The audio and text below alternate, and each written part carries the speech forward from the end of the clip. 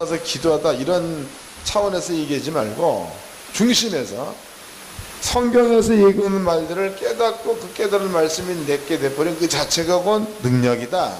이렇게 믿으시기를 바랍니다. 자, 이제 계시가 뭔지를 알았습니다. 계시가 뭔지. 그러면 이제 초대교회 당시에 예수님께서 처음에 왔을 때에 그럴 적에 주님께서 하신 일들은 많이 있지만 그 가운데서 대표적으로 마태복음 10장과 오늘 누가복음 10장에 마태복음 10장에는 12제자, 누가복음 10장에는 70명의 제자를 파송을 시킵니다. 그 다음에 이제 파송됐다가 돌아와서 그네들이 한 말은 주여 주의 이름으로 귀신들도 항복하더이다 그랬습니다. 주의 이름으로 귀신들도 우리에게 항복하더이다. 그때의 저들의 마음 가운데는 기쁨이 풍성했다는 거죠. 요 선교 보고를 들었던 예수님께서 성령으로 기뻐했다는 말이 있다고. 성령으로 기뻐했다. 그 다음에 또 쓰고 있는 말이 귀신이 너희에게 항복한 것으로 기뻐하지 말고 너희의 이름이 하나님의 나라에 기록된 것으로 기뻐하라 그랬습니다. 그럼 얘네들의 이름이 생명록에 기록됐다는 얘기는 영생을 받았다는 이야기죠.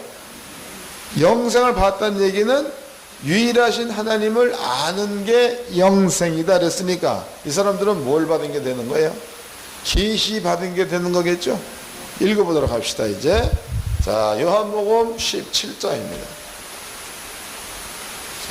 요한복음 17장 1절서부터 읽겠습니다. 요한복음 17장 1절. 예수께서 이 말씀을 하시고 눈을 들어 하늘을 우러러 가라사대 아버지여 때가 이르렀사오니 아들을 영화롭게 하사 아들로 아버지를 영화롭게 하게 하옵소서.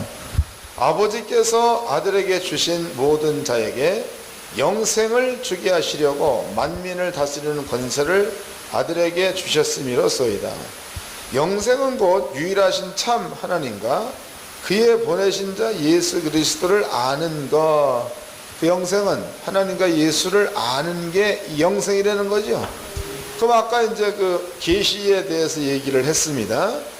그러면 지혜와 계시의 정신이 오면 하나님을 알 수 있다라고 했다 이 말이지.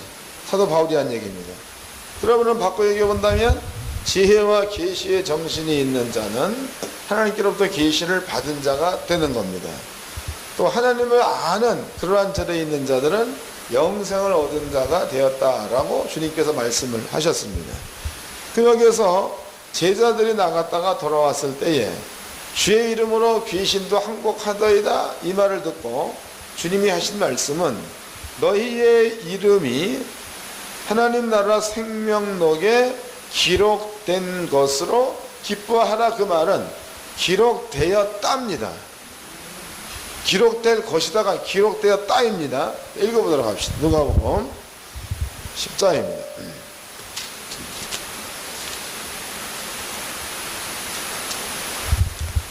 누가복음 10장 20절입니다. 누가복음 10장 20절. 그러나 귀신들이 너에게 항복하는 것으로 기뻐하지 말고 너희 이름이 하늘에 기록된 것으로 기뻐하라 하시니라 그랬죠. 얘네들의 이름이 하늘나라에 기록됐다는 이야기죠.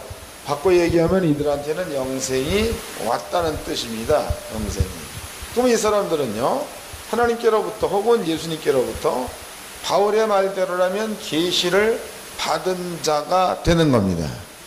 그럼 여기에서 12명 혹은 70명 이 사람들을 제외하고도 당시에 유대인 또 이제 나라가 둘로 땅가 쪼개져 있었죠. 당시로 이스라엘 나라가 둘로 쪼개져 있었습니다. 그 여기에는 유대인들이 살고 사마리아 지역 가입 중인 이방인들이 삽니다. 근데 여기 이방인 가운데서도 사마리아 성에서 수가라는 성이 있었죠. 수가성에 여인이 있었죠. 그 여인을 향해서 예수님께서는 그 이방인 또 이제 갈릴리 지역의 어떤 과부한테도 개라는 말을 썼단 말이에요. 그들은 이방인 취급받았던 사람들이요, 예수가 누군지 몰랐던 혼혈족이기도 합니다. 그러니까 하나님 누군지 몰라 혼혈족이 하나님. 근데 이들 마음 가운데도 수가성 여인 보니까 복음, 즉 구약에 예언된 말씀이 있었다고 봐야 맞겠죠. 있었던 겁니다. 이런 것처럼 비록 나라는 작을지라도 이 나라 전체에는요, 예수를 만나본 사람의 종류, 또 예수를 만나본 사람들의 그 국적, 이런 것들이 상당히 다양해요. 많은 사람들이 예수를 받고, 많은 사람들이 예수를 만났고, 많은 사람들이 예수의 말을 들었다는 겁니다. 그런데 그 많은 사람들이 주님과 함께 했었고 주님의 말을 들었는데 계시 받은 사람들은 요 정도 사람밖에 없다는 거예요. 이해됐나요? 요걸 기억해 놓으시고 그 다음을 이제 읽어보도록 합시다. 누가복음 10장 자 21절입니다. 본문의 말씀이지요. 이때에 예수께서 성령으로 기뻐하사 가라사대 천지의 주제이신 아버지여, 이것을 지혜롭고 슬기 있는 자들에겐 숨기시고 어린 아이들에게는 나타내심을 감사하나이다. 옳소이다. 이렇게 된 것이 아버지의 뜻이니이다.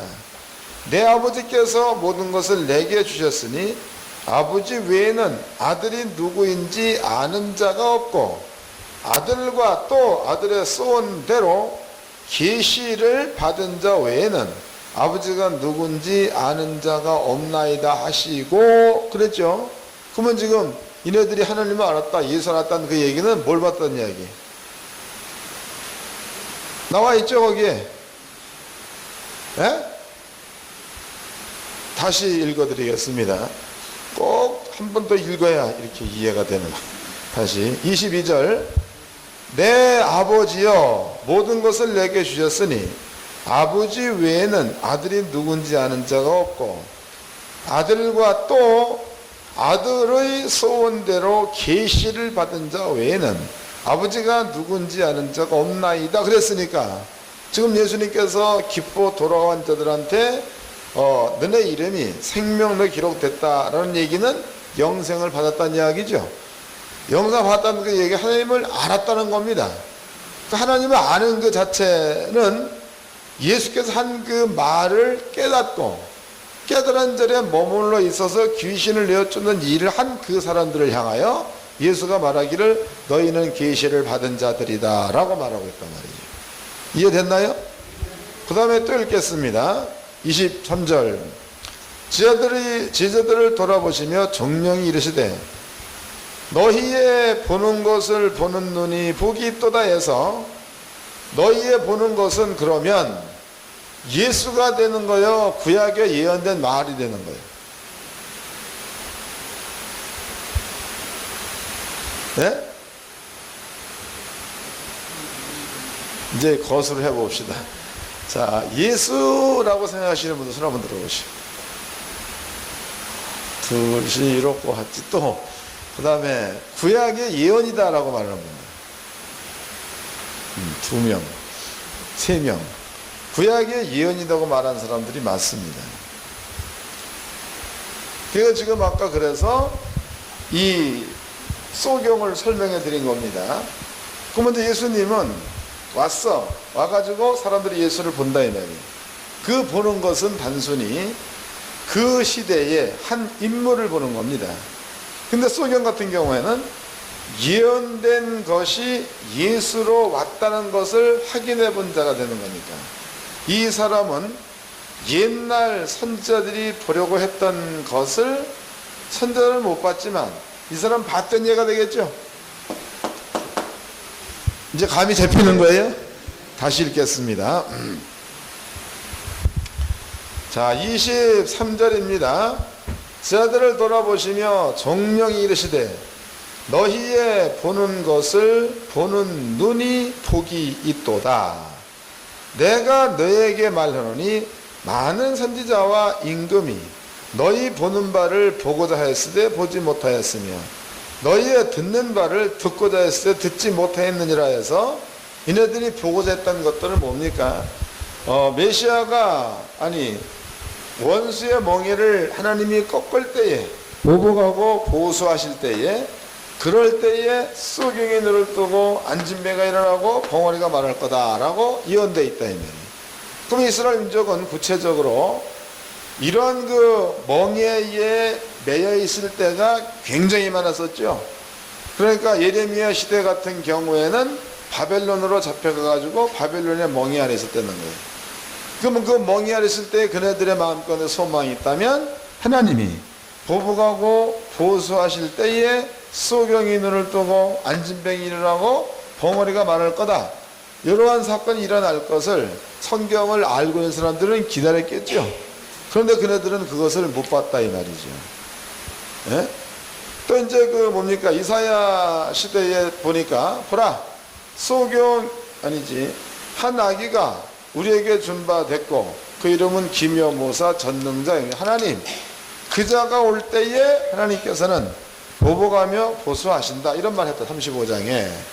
그러면은 이사야가 그 말을 해놨고 수많은 이스라엘인들이 그 말을 들었습니다. 그리고 기록되어 있는 거니까 연구도 많이 했다는 거예요. 그러나 예수 오기 이전까지의 모든 왕들, 선자들은요, 이러한 모습을 못 봤다는 거죠. 근데 예수가 이제 왔습니다. 왔는데 주님이 세상에 딱 왔을 때에도 이미 주님이 오기 이전에 그네들은 예언된 말씀을 계속적으로 기다렸다는 거지. 그래서 여러분들이 마태복음 21장에 예수님께서 예루살렘 성에 입성할 때에도 호산나 다윗 자손이여 주의 이름으로 오시는 이여, 그 내용은 전체가 다 구약에 예언된 얘기입니다. 읽어보도록 합시다. 마태복음 21장입니다.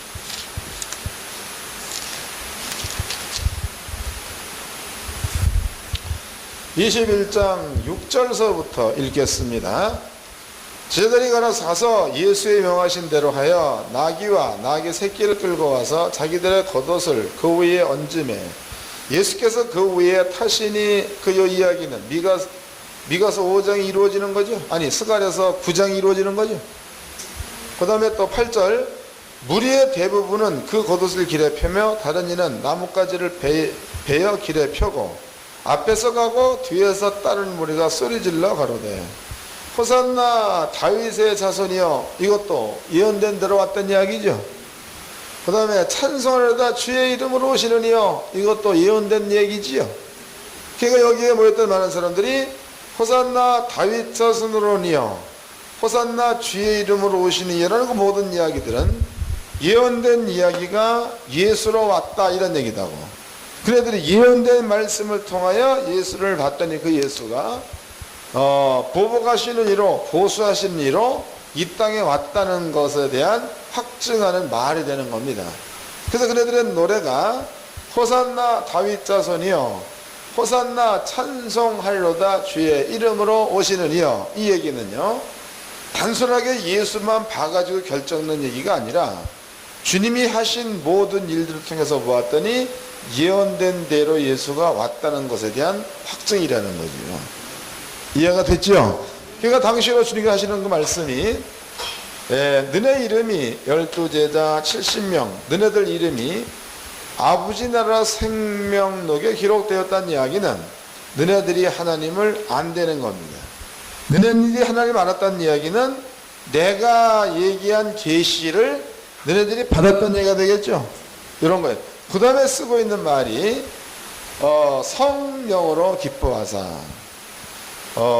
지금 너네들이 보고 있는 것, 구약의 예언이 이루어졌다는 것, 이것을 보는 눈이 복이 있다는 거죠. 너네들이 지금 복이 있다 이 말이. 그러면 당시로 엄청나게 많은 사람들이 있었는데 실제로 이 사실을 제대로 보고 제대로 깨닫고 예수를 메시아로 100% 받아들이게 된 이러한 자들의 수요는 결코 그렇게 많지 않았다는 얘기가 되는 겁니다. 감이 잡히셨죠?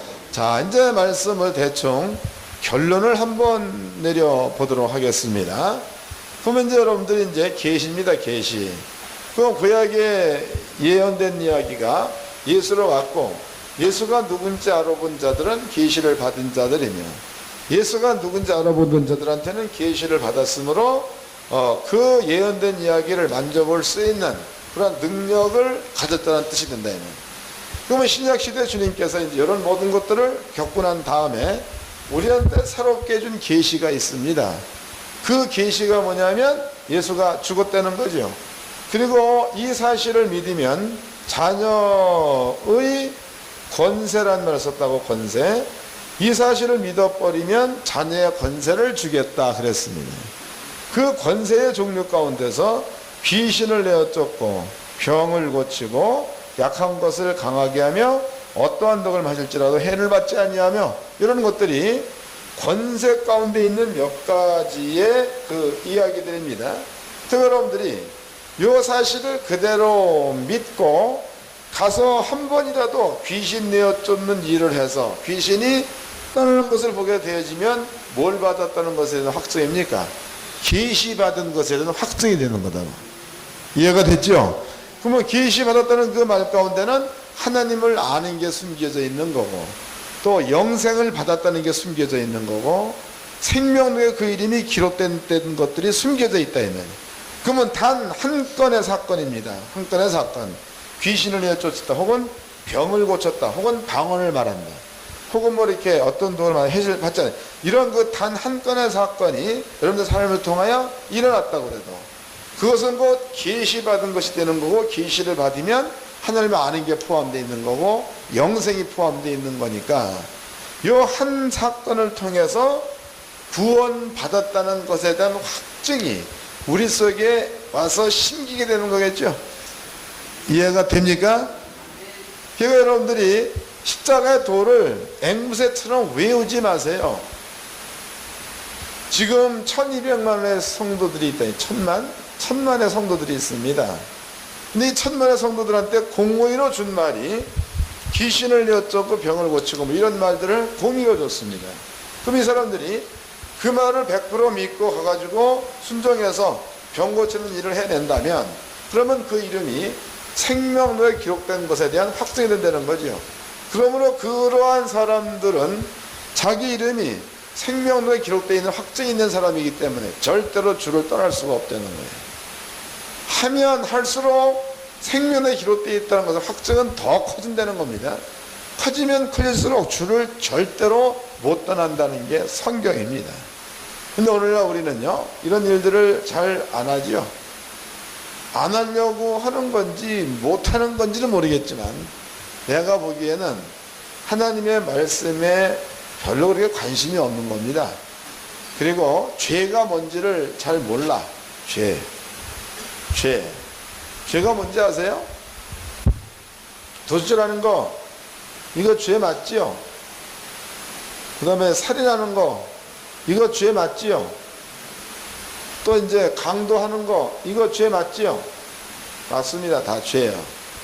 근데 이 죄는 예수님이 십자가에 죽을 지게 가져간 죄가 되는 거다.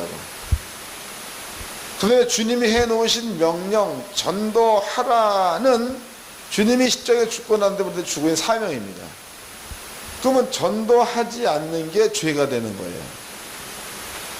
사랑하라 명령이죠. 사랑하지 못하는 게 죄가 되는 거예요. 병을 고쳐라 명령이죠. 병 고치지 못하는 게 죄가 되는 거예요. 근데 교회 안에서 큰 소리는요, 누가 성도들끼리 좀 옆에 있는 사람의 물건을 뚜룩질 했단 말이에요. 이게 좀 가져갔습니다. 이것은 교회의 소문이 크게 나버리잖아. 세상에 집사에 직분을 하고 있는 사람이 지네 집이나 살든지 할 것이 왜 너무 가방까지 막 슬쩍 해가지고 집 살라고 하느냐, 이 소리가 큰 거예요. 또 교회 장로 가운데 누가 승질이 막 잔뜩 나가지고 사업에서 수닥거리다가 그냥 한 방 쳤는데 애가 뒤로 넘어 죽었다고 쳐요. 살인한 겁니다. 교회 장로가 돼가지고 말이야, 장롱짝에 대회나 빠고 말이야, 이런 얘기 해버리면 이건 역시도 아주 그냥 교회에 큰 이슈가 되는 거예요. 여기서 막 장로를 뭐 치리한다, 뭐 자른다, 뭐 이런 얘기들 많이 하죠. 이런 것들은 크게 떠듭니다. 그런데 사랑하지 못하는 것이 죄라는 것에 대해서 지적하고 큰 소리 치는 교회는 없다는 거예요.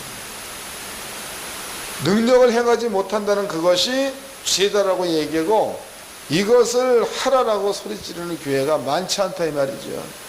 그러면 결과적으로 한국교회의 성도들은 천만을 얘기하는데 과연 이 가운데서 하나님께서 예수를 통하여 우리한테 주신 그 계시를 본 자가 몇 명 되겠냐 이 말이죠. 몇 명. 고민되는 이야기죠. 영권 목사님들은요, 여러분께 이렇게 자세하게 설명해 드리는 그 이유는 가서 그렇게 하시라고 설명해 드리는 거예요. 엄한 데 신경 쓰지 마시고, 이상스러운 자꾸 정신 빼앗기지 마시고, 꼭 확증해 보고 해봐야 될 것, 이런 그 계시의 정신에 좀 신경 좀 쏟으십시오. 그래가지고 여러분들이 이렇게 혼자서 가기 뭐하다 그러면 나는 2명씩 가야 되겠다, 2명 가기 뭐하다 그러면 난 3명 가야 되겠다, 그러면은 2-3명이 짝을 짓든지 아니면 우리 교회의 집사들하고 해봐야 되겠다, 집사들하고 짝을 짓든지, 그리고 짝을 지어서 이렇게 계시를 드러내고 볼 수 있고 만지는 이러한 자리에 머물러 있는 이것을 여러분들이 신경을 써야 되는 거죠. 이런 것들은 확실하게 이뤄내지 못하는데 다른데 자꾸만 신경 쓰면 안 되는 거예요. 가령 이제 나는 그런 신경을 많이 쓰지요. 이 일을 해야 되는데 난 지금 낚시가 있다 이 말이에요. 낚시. 이러면 안 된다 이 말이에요. 근데 변명이지만 나는 해봤습니다. 나는 해봤고 해본 것에 확신이 있어가지고 목사님들에게 하는 방법까지 가르쳐 줬더니 그렇게 되더라 이 말이에요. 그럼 하고 나서 좀 하면 난 좀 욕을 덜 하겠습니다. 근데 해보지도 않고 딴 데가 퍼질 앉아 있으면 이것은 계시도 못 받고 괜히 아는 것만 이게 머리만 커져가지 말이. 그 나중에 머리 무거워서 교회도 못 옵니다. 그러지 마시고 아무리 바쁜 일이 있다라 좀 제껴두시고 꼭 해야 될 일 이것부터 먼저 하세요. 먼저 해가지고 좀 확증도 해보시고 또 이제 뭡니까 이거 어디 갔네. 이 교재에 보면은 제사법에 나타난 능력에 대한 얘기가 있습니다. 거의 교재 초면 지금 이렇게 1, 2, 3, 4 한 5페이지 정도를 보면은 거기에 구역제라는 게 있어요. 그러면 구역 안에서 어떻게 능력을 나타내야 되는가가 설명되어 있단 말이에요. 그런 것들을 성도에 가르쳐 주면 구역 예배 드리면서 스스로 능력을 나타낼 거 아닙니까? 이런 것들을 교회에서 여러분들이 시행을 하세요. 해가지고 뭔가가 교회가 살아있는 교회가 되어져야 되는 거지. 기는 그냥 막 들어가지고 막 있다면 커졌어 막. 그게 교회 가보면 교회는 냉랭해. 그냥 막 맹탕이야 맹탕. 니들 왜 그러고 있어? 그러면 귀신한테 잡혀가고 대답도 못하지. 그래서 내가 이제 집회 가서 물어봐. 성도 보고 뭐해? 그러면 기절해가지고 입을 담아서 말도 못해봐. 뭐해? 손 얹으면 소리 질르죠. 왜 그런 거예요? 귀신한테 잡혀가지고 복음이 그 속을 깨고 들어가고 싶어도 계시받은 게 없으니까 하나가 안 되는 거예요. 얼마나 속 터집니까? 이 목사님들은요, 이런 것들을 한번 잘 좀 생각을 하세요. 생각이 안 되면 들어보고 또 생각하고 또 생각하고 이렇게 해가지고 계시를 예수께서 말씀하신 것처럼 다시 읽어보자고. 누가복음 10장입니다.